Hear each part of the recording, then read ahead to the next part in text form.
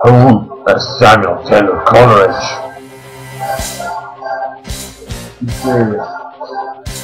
Georgi as the mariner himself, presents, starring in the interview. Enjoy.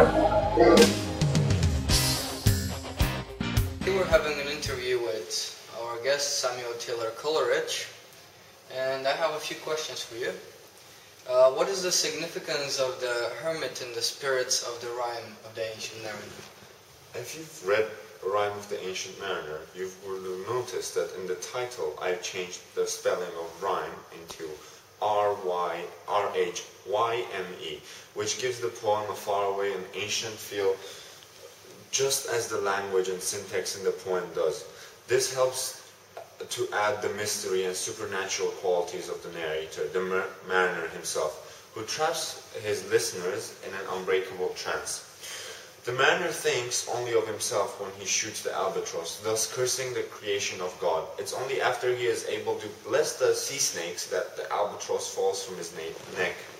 Thus far, we have all the elements together: the individual, which is the mariner; the nature, which is the albatross, the wind, the sea snakes; the supernatural, which is the spirits, the death, life and death, the mariner's trance; and imagination, faraway places, fantastic events, and connectedness to God.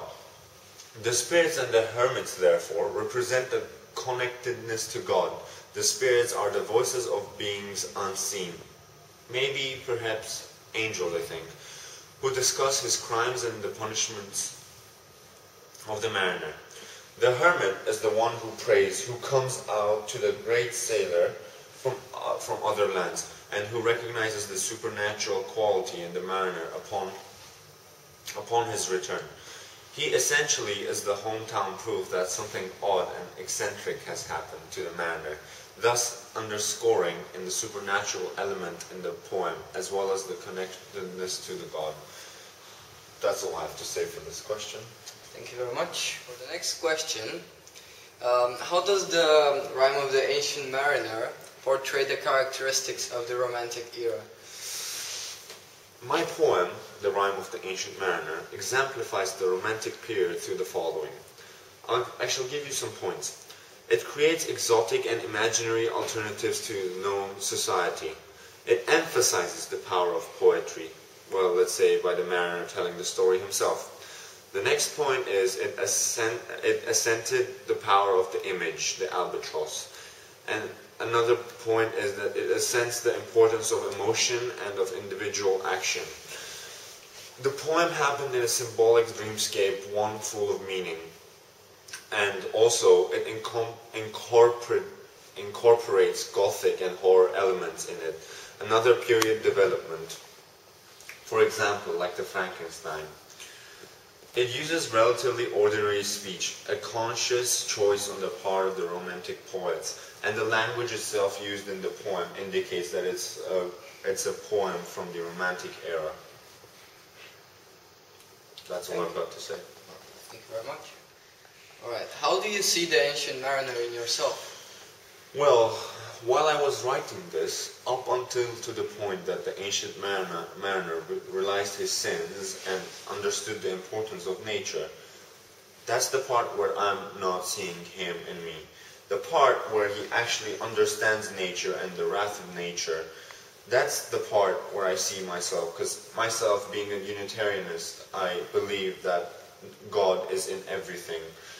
Basically, God is in humans, God is in nature, God is even in this room, and God is even in this couch.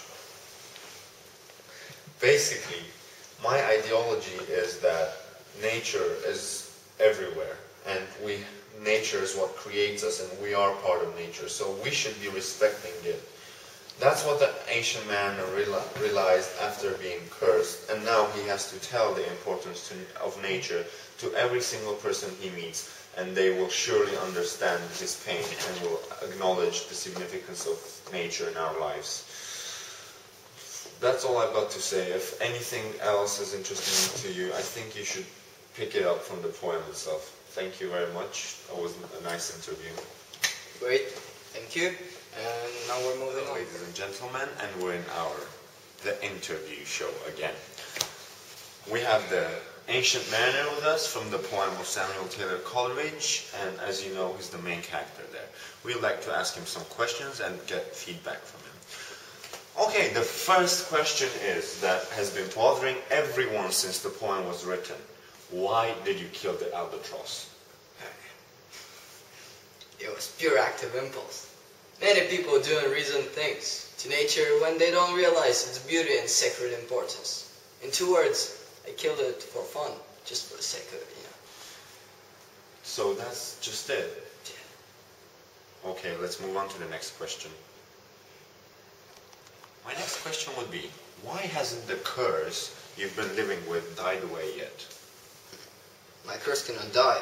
I must retell my story in an attempt to teach others about the dangers of impulse sinning. When I sinned, it was only on impulse, and for my benefit, my motives were purely selfish. Thus, my chance for salvation was destroyed, dooming myself to an eternal living death. My soul can never be free from its sin. However, each time I retell my story to an attentive listener, I come one step closer to the punishment I need to receive in order to seek for true salvation. Very interesting, very interesting. Let's see what other questions I have for you. My last and final, it's really the final one, question would be, what have you learned from your experience? I have learned the consequence of my unthinking actions when I killed the albatross. Through the death of my fellow shipmates, I had been brought on the road of redemption by the unthinking blessing of the water snakes, creatures I had thought of being disgusting before. When I did this, the albatross which the other sailors had hung on me around my neck fell to show that I had changed and I am now ready to move on. Though I had learned to appreciate nature as a result of my experiences, the consequences of my unthinking actions have not yet been erased.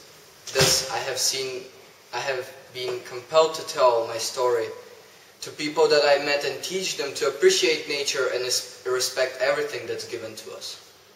Thank you for the nice explanation. By the way, I've been waiting to say this during the whole show. You have an awesome beard there. Thank you. That would be the end of our program for today. Thank you very much, and thank you for listening.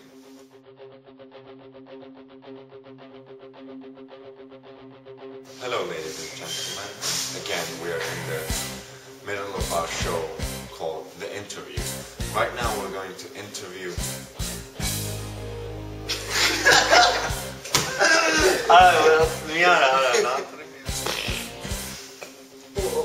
Why hasn't the curse you've been living with died away yet? My curse cannot die. I must retell my story in an attempt to teach others about the dangers of impulse. George, What the